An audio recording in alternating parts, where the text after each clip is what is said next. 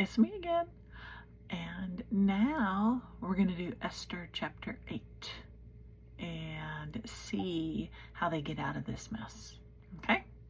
So, Esther chapter 8, it says, on that same day, King Xerxes gave the property of Haman, the enemy of the Jews, to Queen Esther.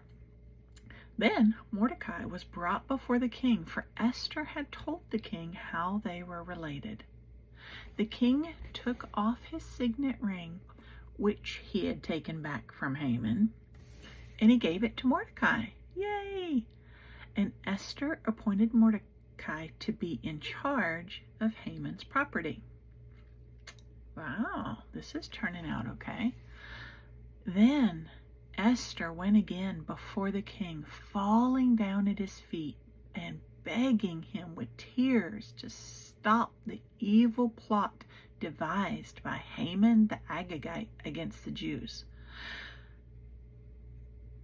And again, the king held out the gold scepter.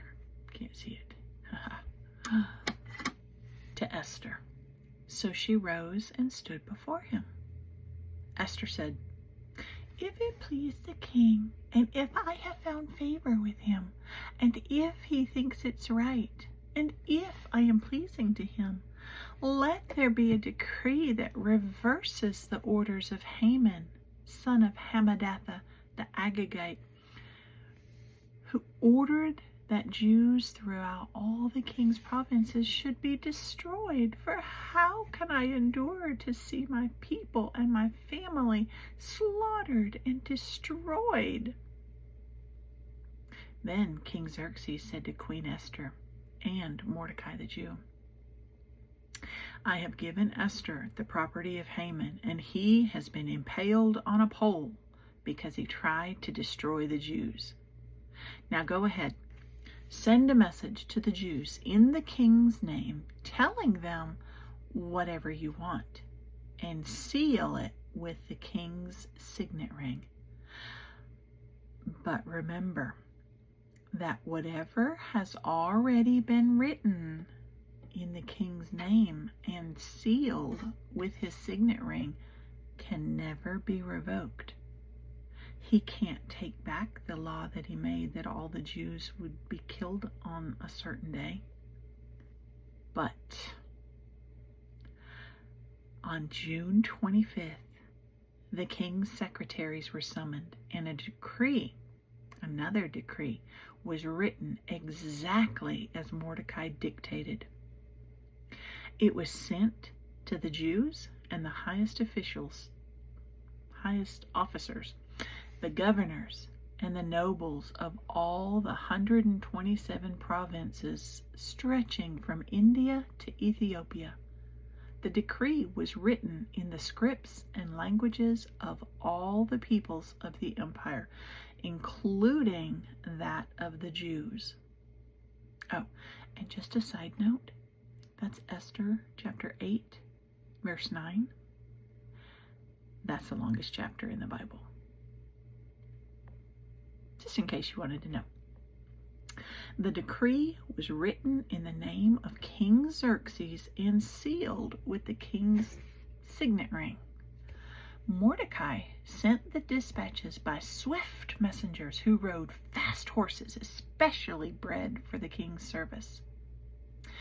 The king's decree gave the Jews in every city authority to unite to defend their lives. Interesting. They were allowed to kill, slaughter, and annihilate anyone of any nationality or province who might attack them or their children and wives, and to take the property of their enemies. The day chosen for this event throughout all the provinces of King Xerxes was March 7th of the next year. Interesting. A copy of this decree was to be issued as law in every province and proclaimed to all the people, so that the Jews would be ready to take revenge on their enemies on the appointed day. So, urged on by the king's command, the messengers rode out swiftly on fast horses bred for the king's service. The same decree was also proclaimed in the fortress of Susa. Now remember, that's where Esther and Mordecai were. Then Mordecai left the king's presence, wearing the royal robe of blue and white, the great crown of gold, and an outer cloak of fine linen and purple. And the people of Susa celebrated the new decree. The Jews were filled with joy and gladness and were honored everywhere. In every province and city where the king's decree arrived, the Jews rejoiced and had a great celebration and declared a public festival and a holiday. And many, look at this, many of the people of the land became Jews themselves because they were scared of what the Jews might do to them. Excuse me, I want to be a Jew. I don't want to be killed. May I be a Jew? And we're not done yet. We still have 2 more chapters to go. But isn't that interesting how God turned that whole story completely around? He has a way of doing that for us.